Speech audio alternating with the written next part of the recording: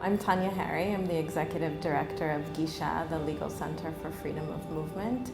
Gisha means access or approach in Hebrew, and we're an Israeli human rights organization. We were founded in the year 2005. Young people are actually make up the vast majority of the population of the Gaza Strip. So 53% of the population is under the age of 18. So that's more than 1 million children inside of the Gaza Strip. And actually 70% are under the age of 30. So the way that control is implemented today inside of the Gaza Strip is really around the perimeter, in the sea, in the air, the border crossing. So Israel controls all movement of people from the Gaza Strip to the West Bank and also Gaza into Israel. Israel also controls the only official commercial crossing. So everything that comes into and out of Gaza, whether that's humanitarian aid coming in or goods also coming out to markets outside of the Strip, Israel is in control of that crossing. And Israel decides how far people can fish out to sea. Right now it's only 3 nautical miles. Other times of the year it's 6 miles, sometimes 9 in certain areas, but that control is fully decided by Israel. So another aspect of the physical control is also the kind of military surveillance on the territory. So you have drones, you have surveillance balloons like blimps that are above the Gaza Strip. You have observation towers, video surveillance, and even remotely controlled gun turrets. People say about Gaza being one big prison is not that far from the truth. In some ways it's even worse than a prison because you have 2 million people who have basically been indefinitely sentenced to this kind of life. Movement is the exception and closure and restrictions are the rule. There is one pedestrian crossing that separates Gaza from Israel and also Gaza from the West Bank. A Palestinian inside of Gaza needs to request a permit from the Israeli military in order to pass that checkpoint. We believe that reducing them to a situation where they're just surviving, they're not thriving, not anywhere near it, you couldn't even really call it living. It's also counter to Israel's interests. Of course, there have also been 3 major military operations in the Gaza Strip since 2007, and none of this has created more security for Israelis. Today you have numbers close to 70%, 80% dependent on humanitarian aid. Basically, years of restrictions just decimated the economy. Today you have about 4 hours of power followed by 18 hours of blackouts. They can't refrigerate food. Companies, businesses are struggling.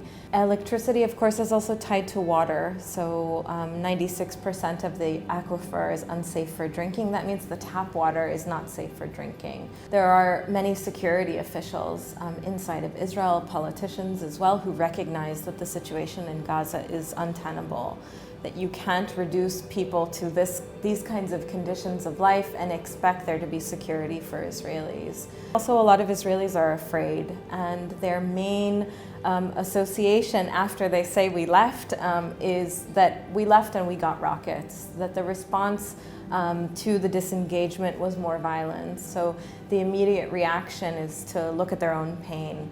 The majority of Israelis are concerned about the humanitarian situation in the Gaza Strip. I think, though, the problem was that most Israelis, also a majority, didn't feel that Israel was responsible for that situation.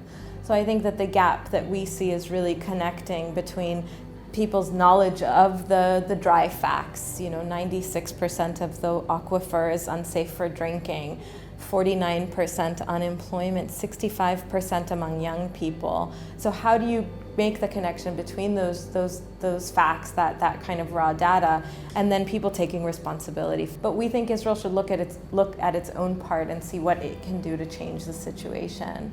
And from our perspective, through its control over movement and access, it has a lot of influence. There's no way to really talk about democracy if there's a situation of occupation. If you have millions of Palestinians living under occupation, they can't vote for the people who are making decisions for their lives.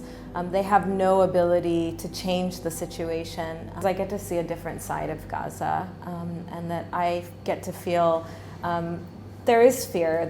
I'm not going to deny that, but there is also a lot of hope, and there is a lot of love, and I get to see a lot of people who have great ideas, who want to fulfill their potential. When you see the variety of needs of a regular society, you can no longer look at people in a kind of one-sided way. You no longer see them only as the enemy. You see them as human beings. In terms of my personal history, so I was born in Israel, in Haifa, and when I was a baby, my parents decided to move to the United States to study. And I was able to choose to move back here, and so everything in my own personal history has been about movement and access. I think that people are most surprised to realize how many children there are in Gaza. I think it really puts into perspective when you think about the security challenges that are emanating from there.